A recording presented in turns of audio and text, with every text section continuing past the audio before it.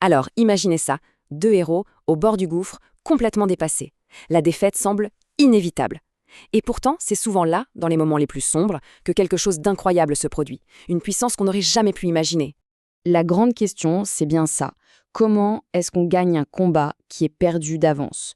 Quand la force brute, la stratégie, quand tout ça ne suffit plus, d'où vient cette petite étincelle qui peut absolument tout changer? Et cette question, eh bien, elle se pose au même moment, sur deux fronts différents.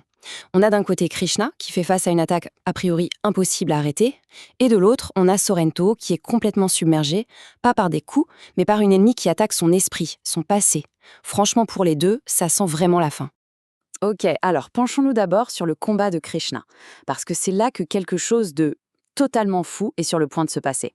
Bellérophon lance son attaque, la divine Unluck. Normalement, c'est censé être fatal, terminer le combat. Mais là, non. Contre toute attente, ça échoue.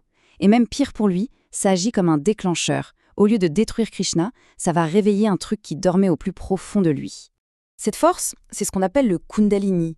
Et attention, ce n'est pas juste un petit coup de boost, c'est carrément son cosmos intérieur, sa véritable essence qui s'éveille. Pour qu'on se rende bien compte de l'échelle, c'est un peu comme quand les chevaliers de bronze obtiennent leurs armures divines. On n'est plus du tout dans la même catégorie là, c'est un niveau de puissance complètement différent. Et le résultat, il est juste spectaculaire. Le corps de Krishna s'enflamme, littéralement. Son armure, l'écaille de Chrysaor, se fait pulvériser. Mais ce n'est pas la fin. Au contraire, elle renaît de ses cendres, sous une forme complètement nouvelle, magnifique, une écaille d'arche. Ok, et pendant que tout ça se passe, n'oublions pas Sorrento. Lui, il est dans un combat d'un tout autre genre. On n'est pas sur de la puissance brute. Là, on est en pleine guerre psychologique. Son armure est en miettes, il est à terre, vraiment au plus bas. Et c'est là que Terpsichore porte son coup le plus vicieux. Sa mélodie, ce n'est pas une attaque physique, c'est bien pire. Elle s'infiltre dans son esprit et fait remonter tous ses démons, toutes ses souffrances passées, les trahisons, tout y passe. Et là, au moment où on pense que c'est fini pour lui, que tout est perdu, tout bascule. Il est sur le point de lâcher, mais il se raccroche à la seule chose qui compte vraiment, ce qui donne un sens à son combat. Et ce n'est pas la colère ou la haine, non. C'est le souvenir de l'amour d'Athéna. Ce sont les sourires des enfants qu'il a promis de protéger. Sa vraie force, elle vient de là. Et cette volonté, cette détermination pure, ça fait littéralement exploser son cosmos. Les ténèbres de Terpsichore sont balayées. Et là, comme un miroir de ce qui est arrivé à Krishna, son armure se métamorphose. L'écaille de la sirène devient, elle aussi, une écaille d'arche. Rayonnante. Incroyable. Deux héros, deux épreuves complètement différentes, mais au final, une seule et même renaissance. Bon, on a donc deux héros qui viennent de débloquer ces fameuses écailles d'arche. C'est bien beau tout ça, mais c'est quoi exactement? D'où ça sort? Pour comprendre, il va falloir faire un petit retour en arrière, et pas qu'un peu. La réponse, elle nous vient de Thétis, la sirène. Et attention, c'est assez énorme. Les écailles d'Archel, ce n'est pas du tout nouveau.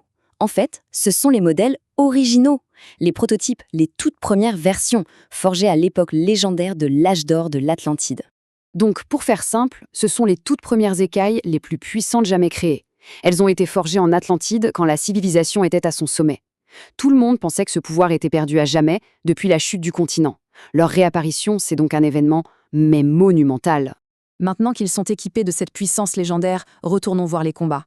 Il est temps de voir comment nos deux héros vont conclure tout ça. Alors, Sorrento, avec sa nouvelle écaille, ne va pas répondre à l'attaque par une autre attaque. Il va faire quelque chose de différent. Il lance le concerto céleste. Et ce n'est pas une mélodie de destruction. C'est une mélodie de pure lumière, d'une pureté absolue. Et c'est ça qui rend sa victoire si spéciale. Terpsichore, elle n'est pas pulvérisée, elle n'est pas tuée, non. Elle est touchée au plus profond d'elle-même par cette lumière, son armure se dissipe et elle est comme emportée vers les cieux. Ce n'est pas une victoire par la destruction, c'est une victoire par la rédemption. C'est magnifique. Chez Krishna, par contre, l'ambiance va être un peu différente.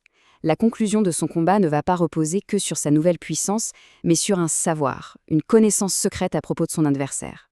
Et c'est là que le génie opère.